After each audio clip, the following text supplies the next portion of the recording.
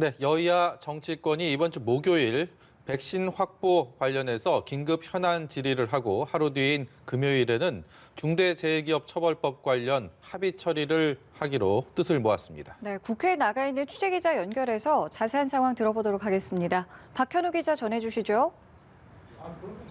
네, 민주당과 국민의힘 원내 지도부는 오늘 오전 회동을 갖고 몇 가지 사안에 합의했습니다. 우선 여야는 이번 주 목요일과 금요일 국회 본회의를 열기로 했습니다. 목요일에는 백신 확보 상황 등과 관련한 긴급 현안 질의를 갖고 금요일에는 중대재해법 등 민생법안 처리를 시도하기로 한 건데요. 야당이 주장해왔던 백신 관련 긴급 현안 질의와 여당이 공언한 회기 중대재해법 처리를 놓고 여야가 주고받기를 한 것으로 풀이됩니다. 다만 금요일 본회의 처리 예정 법안들에 대해서는 여야 합의가 이루어진 법안이라는 단서 조항이 달렸는데요. 중대재해처벌법 등을 둘러싼 여야 간 이견 해소를 금요일 합의 처리의 전제 조건으로 내건 겁니다. 여야는 현재 중대재해처벌법의 적용 대상과 그 규모, 적용 시기, 양형 등을 놓고 이견이 있는 것으로 전해지고 있는데요.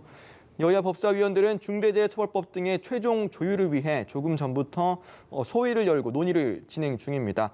여야 원내 지도부가 큰 틀에서 합의 처리 방향에 공감한 만큼 법사위 소위 등을 통해 여야 간 이견이 좁혀지고 합의안이 도출될 수 있을지에 관심이 쏠리고 있습니다.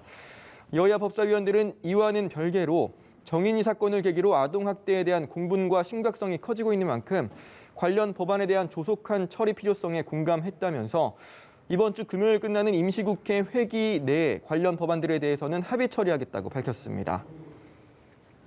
네, 그리고 김진우 공수처장 후보자의 인사청문회 등을 둘러싼 여야 간 신경전도 치열한데요. 이 내용도 전해주시죠. 네, 문재인 대통령이 보낸 김진우 후보자에 대한 인사청문 요청안이 어제 국회에 접수됐죠.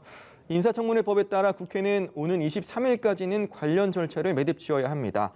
우선 민주당은 이미 6개월 전에 이루어져야 했을 공수처 출범이 마지막 단계에 와 있는 만큼 하루빨리 공수처가 출범할 수 있도록 야당도 명분 없는 반대를 중단하고 대안을 가지고 인사청문회에 임해줄 것을 요청했습니다.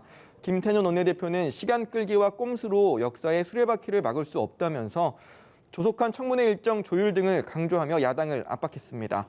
반면 국민의힘은 김 후보자가 현 정권 출범 뒤 법무부 인권국장에 지원한 이력 등 정치적 편향성을 지적하는 여론이 상당하다면서 공수처장 임명 시 중립적으로 직을 수행할 수 있을지 의문이라고 날을 세웠습니다. 또 판사 출신으로 수사 경험 등이 거의 없는 김 후보자의 수사처 수장으로서의 자질 등을 송곡 검증하겠다고 벼르는 상황입니다. 지금까지 국회에서 연합뉴스 TV 박현우입니다.